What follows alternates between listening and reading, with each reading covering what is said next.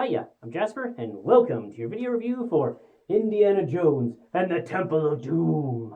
So, as always, I'm going to give you the good, the bad, and the furry. To start off the furry, bugs? Lots of gross bugs.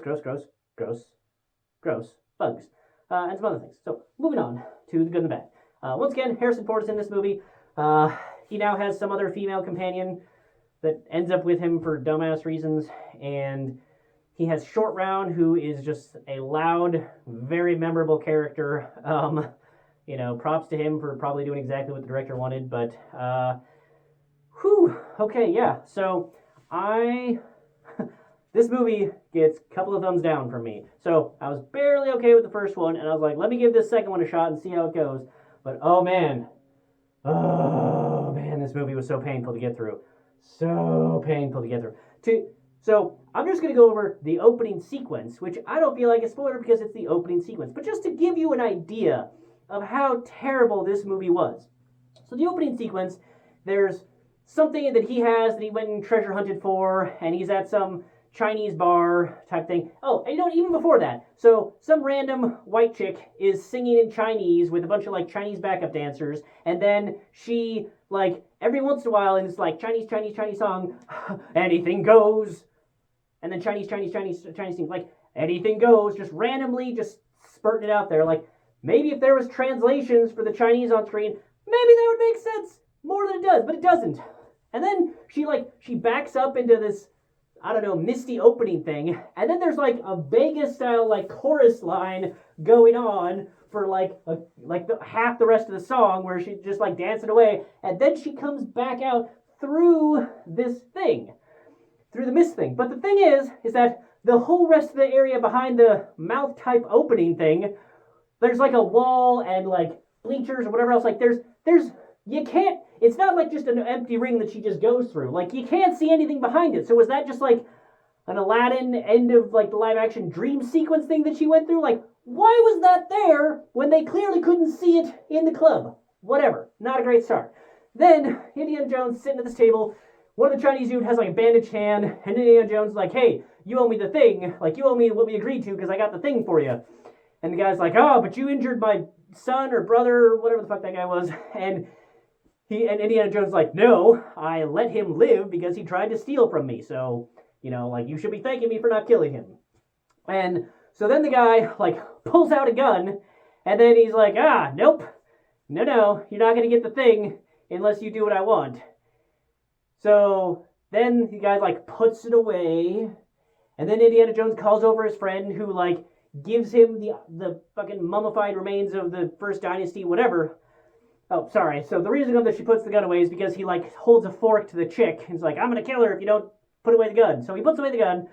Then, his friend brings over the mummy thing. He brings it out. And then the guy's okay, now we got the mummy thing. And Harrison Ford's okay, so give me what you owe me. So he, tosses him a bag and goes around to Lazy Susan to get him. This is a very long sequence.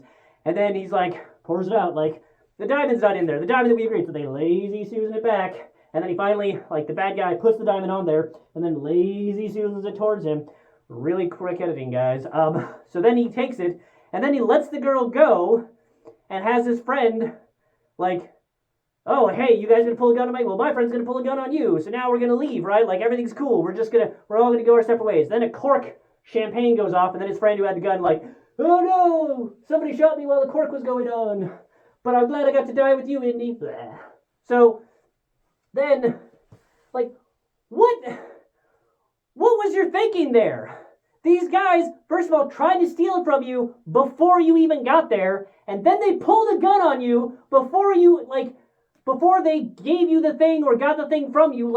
What was your thinking that, oh, well, now that they have the thing that they want, and they have given me the thing that they clearly did not want to give up, now everything will be okay? No, you fucking idiot.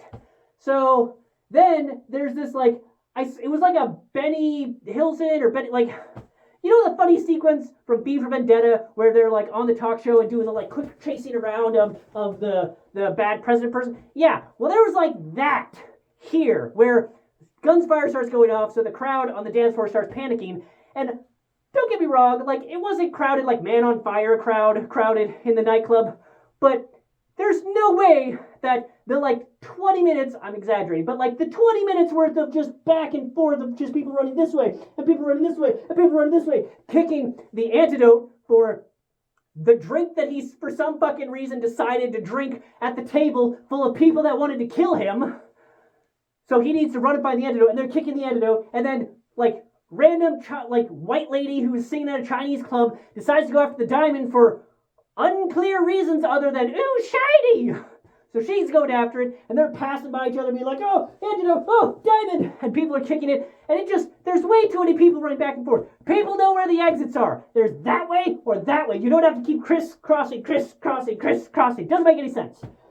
And that is what basically this whole movie was a bunch of just stupid bullshit that didn't make any sense. Like, how is Short Round waiting right outside? How? How is he waiting right outside? Like, and just so surprised at everything. And then, why would you, Indiana Jones, give your gun to random singer lady chick from the club that you have essentially kidnapped? Why would you give it to her? And of course, she does the, like, most ditzy bullshit blonde thing that you can think of. To be like, oh, hot, and tosses it out the window because of fucking course she does. Oh, it burned my hand and broke a nail. Like, that's what you gotta say? That's where we're at with this. Okay, so that's where we're at in this life. Okay. And then, so he's confused. Like, why did you give it to her to begin with? Why? There's no reason to give her the gun. I don't care if you're like trying to find bullets to reload. You can put it somewhere that's not in random ladies' hands. And then he's like trying to celebrate as they somehow catch up to him. He's like, ha, you should have thought better, Ying Shang Sha. And then he closes the door and then it's like Ying Shang Sha cargo. Like, oh no. So then they do the like overlay thing that they did from the last movie. And it shows that they did a layover. Like they had to stop to refuel and then they took off again. Like, and he was so asleep that these motherfuckers from the pilot and co-pilot walked by him, opened the back door to cold-ass Himalayan air and jumped out, and then, like, lady person woke up and, like, is going around and looking at things. All of this and the extra wind and the air temperature change, none of that shit wakes you up, Indy. Why would they go through this to kill Indy then? Just kill him while he is sleeping. You have the technology. Doesn't make any sense. I will say that their solution with the boat thing was rather inventive, and I almost could buy it. Terrible green screen. And there was both terrible green screen in this, and then in the, ridiculously long mine cart sequence. That had some bad green screen, and it was way too long. So I'm not gonna get into some of the other things without telling you that the rest of this might be a little spoilery. That was just like the opening sequence.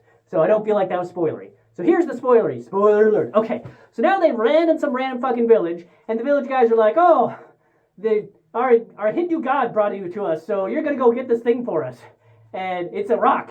And Indy's like, sure, okay, yeah, because I'm a archaeologist. So then he gets to the palace where this shit is at, and they're like, oh, you're a world-renowned archaeologist. Like, how are there famous archaeologists? Like, this dude knew his whole history of like, oh, weren't you banned in this area? Didn't this sultan or whatever try to kill you? And blah, blah, blah, blah, blah. Like, how are you famous? Why are archaeologists famous in this universe?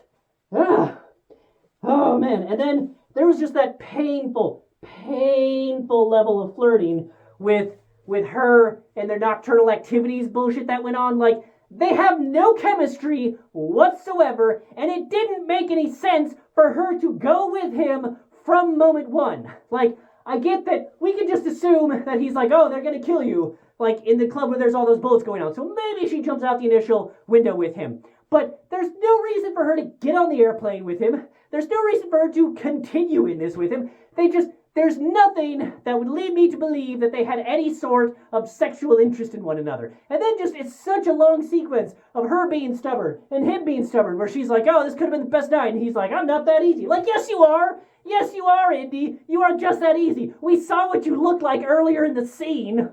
And then, like, in the super duper duper extended cart sequence, like, the kid is better at the like hand jammy control thing, then the chick, like, okay, sure, whatever, fine. But then she like single punches the dude, and that's the thing that finally ends the chase sequence because he lands somewhere and then they flip over him.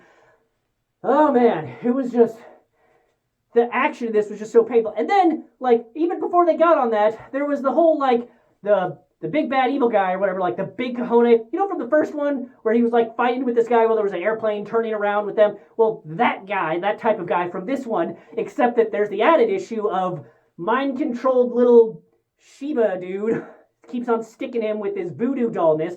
But why would you ever take it out so that he can regain himself? Like, okay, I get that it's supposed to be funny, but I'm not laughing. I'm just pointing out that it's just dumb that he wouldn't leave the voodoo doll sticky bit in the voodoo doll to keep him down, which is what happens once Short Round gets up there and they fight. It just stays in him, which renders him much more incapable than just taking it out.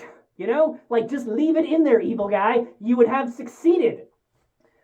and then like the bad guy's like Claude gets wrapped up in the thing. Like, he definitely had enough time to be like, oh, let me back up like another foot and take it off. But nope, not going to do that. And then we still got to show that Indy's the good guy by trying to save this guy that he has been getting his ass whooped by for the last 10 minutes.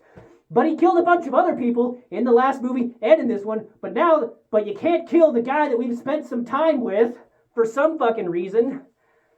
and then like there was this whole sequence, a little like when they were first introducing the crazy people that like, hey, we're gonna stick my hand in you and have your heart and then lower you into the fire to light you on fire. But when we have the pretty blonde girl, we're not gonna heart remove you before dropping you in. We're just gonna drop you in. Why? Because we want you to survive. Sure. And then Indy's taking out all these people, and then when he comes to some like white guy that's like not impressive in any way, and then he suddenly has trouble with this guy, but then that guy, so Indy's been like, using a man's strength to turn the wheel, but then the guy gets like his punch and then falls underneath the wheel and it's like, ugh, like, okay, I get maybe it knocked the wind out of you, but it doesn't kill you because Indy's able to do this and Indy's punches weren't killing you. The force doesn't make any sense. And then you also had just across the tiny chasm that like Gimli probably could have jumped, you have all the like supporters of this nonsense going on. They're like, oh no, our good guys are good, our people are getting killed by Indy, no. One of these motherfuckers would have thrown something or jumped to try and stop this. Like, nobody threw anything at Indy. They were just like, oh no, we're completely incapable of doing anything other than screaming, ah! Like, no, one of you would have thrown something, hit him in the head, end of this movie. There's so many times that this movie would have ended. So many times. And then, yeah, it just, there's no chemistry whatsoever at all. And, like, and then they have, like, the bridge sequence, and the kid's like, oh, look, it's super strong. And then, like, one of them cracks, like, okay, sure, fine, whatever. But then, for no reason whatsoever, the bad guy also comes out onto the bridge. Like, no, you don't need to come out onto the bridge. There's no reason for you to come out onto the bridge. And then, like, it was horribly unrealistic how Indy was like, oh, ching chai chu cha cha, like whatever fucking Chinese thing he said to Short Round to warn him to like hold on tight. And then Short Round, in his always loud voice, tells blonde lady like, hey, hold on, like, how does the rest of the people not put together like, oh, he's really gonna do it because he's telling her and him to hold on, he's actually gonna do it. Okay, cool. No, they just still keep coming. And then when he actually does the slicing, it like boings off, like, but then still, like, somehow snaps it, like, okay, sure, that's just, I'm going to go with 80s technology at the time. But come on, you could have cut that better. Both in editing and in actuality.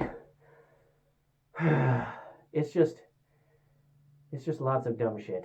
If it wasn't the fact that this was Indiana Jones, I would not have finished this movie. I tell you that much. This movie was painful to watch. I do not know how they made a third one. Like, how did they get greenlit for that movie? I get that Sean Connery was in that movie, and I think Shia LaBeouf. Either that or he was in Kingdom of Crystal Skull. I don't know, because I'm not going to watch them. Because I heard Kingdom of Crystal Skull was absolutely terrible, and I saw the fridge sequence of that movie, so I agree. But I'm not gonna do it. I am not gonna watch the third one. Y'all have to do something real serious to get me to watch the third one, and then the fourth one before the fifth one comes out. Oh, this is painful. Okay. Okay, I'm done. I'm done with this movie. Done with this movie. That's all I have for this one. That's it.